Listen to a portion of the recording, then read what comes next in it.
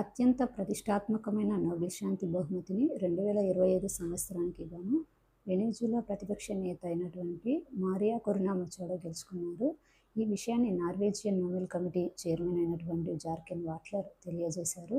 ఈమె వెనిజులా ప్రజల కోసం ప్రజాస్వామ్య హక్కులను ప్రోత్సహించడంలో ఎంతో కృషి చేశారు. అలాగే నిరంకుశత్వం నుండి ప్రజాస్వామ్యానికి న్యాయమైన శాంతియుత పరివర్తన సాధించడానికి ఎంతో పోరాటం చేశారు. ఇందుకు గాను ఈమెకి నోబెల్ ప్రైజ్ అయితే రావడం జరిగింది. ఈ ప్రైజ్ని ప్రతి సంవత్సరం డిసెంబర్ 10న నార్వే రాజు సమక్షంలో ఓస్లోలో అందజేస్తారు. మన ఇండియాలో ఇప్పటి వరకు ఇద్దరికి మాత్రమే ఈ నోబెల్ ప్రైజ్ అయితే రావడం జరిగింది.